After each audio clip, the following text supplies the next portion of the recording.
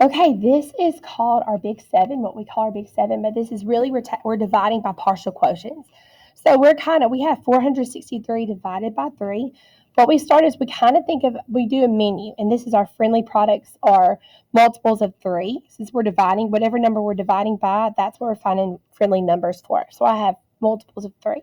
So I'm going to start with 100 times 3 is 300. Okay.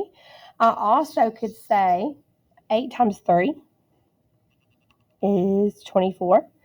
If I know 8 times 3 is 24, I could find out what 16 is, because if I double 8, I could double my answer here to get 48 in multiplication.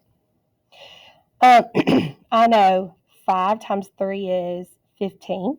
So I also know 5 tens times 3 is 15 tenths. 15 tens there. So I'm going to start here. This is just, you have to list all of them. No, you'd be impossible to list, but we're just kind of give us a starting point. And then also, we can always add to it later as we see. So I'm going to look, if 463 is what I have, what's the highest product that I can use that I listed that I can use to get me started? Well, I know that 100 times 3.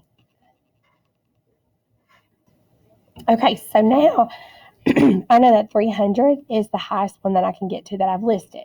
So I'm going to take 300 away to make 100 groups. So each of those 3 groups is going to get 100, because I know 100 times 3, and whatever fact that I use to make 300, I put here. Now I tell all the students, whatever we're dividing by, my divisor, I always put that at the end, so that way they remember when they add up all these at the end, they won't get confused. So 3 minus, I subtract to see how much I have left over. So 3 minus 0 is 3. 6 minus 0 is 6. And then 4 minus 300 is just 100. So my answer is, I have 163 left.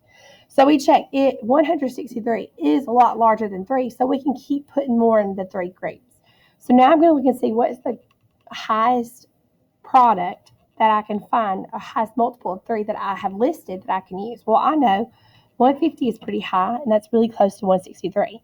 So I'm going to put 150 here. I'm going to take one, and then I write the fact that makes that 150 right beside it. So 50 times 3. So I'm going to put 50 times 3, because I know 50 times 3 is 150. So if I have 150 and I have 3 groups, I know 50 is going in each group. So when I subtract that, 3 minus 0 is 3. 6 tens minus 5 tens is 1 tenth. And then I just have 1. Now, I don't have 12 on here, but I do know 12 is a multiple of 3, because I know I could say 4 times 3 to get 12. So I'm going to put the 12 here. I'm going to take 12 away, because 12 is the multiple of 3. And then what factor I use to get that 12? 4 times 3. So I'm going to put 4 times 3. And so I subtract. 13 minus 12 is 1. Now, when I get to a number that is smaller than my divisor, this 3, I stop. That's my remainder. Sometimes it'll be 0. If it's 0, you have no remainder. Sometimes you'll have a number here. So if the students know, I have a remainder of 1. So I have 1 left over that didn't go into a group. We're not going to worry about cutting that into fractions yet. That's coming later in 5th grade. Right now, we're going to leave this as just 1. So before I do anything, I'm going to make sure my divisor is 3. So behind each multiplication, do I have times 3 times 3 times 3? Great. So that means that's how much I put 100 in each group, 50 in each group, 4 in each group. So to find my answer, I'm going to add up. I'm going to put 100 in each group here. I put a 50 in each group of 3. And each group got 4. So 100 plus 50 plus 4 is going to be 154. So my answer is just 154, remainder 1. If you want one more look at this, I'll just do this problem too. So I have 389 divided by 4. So I'm finding my multiples of 4. So I know all that I'm going to do. I'm going to see what can I multiply by 4 to get a number that I could use. So when I'm looking at this 389, I think of 32. Well, I know that 8 times 4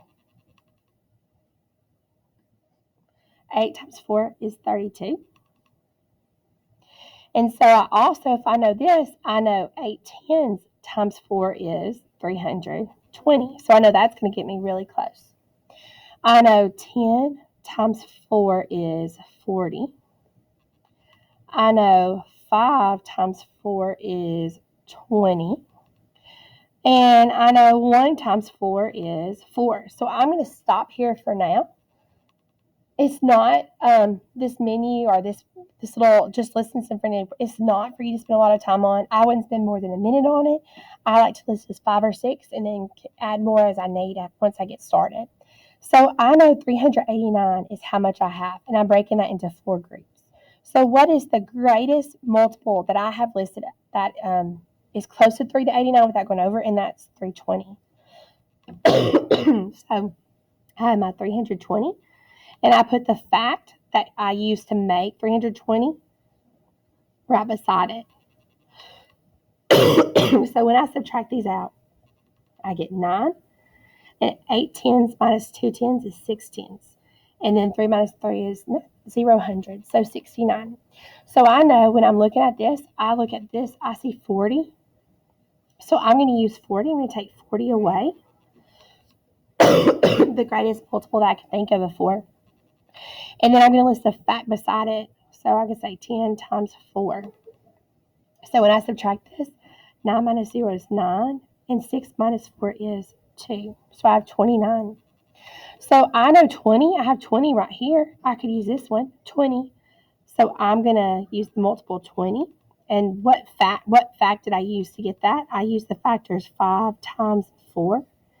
So when I subtract that, 9 minus 0 is 9, and 2 tens minus 2 tens is 0. So now I have 9. Well, I could use 4 2 times. You can use things from the menu as many times as you want to, but I also know 2 times 4 is 8, and that's going to get me really, really close. So I'm going to go ahead and use the 8 and put the fact that I used to get that 8 beside it.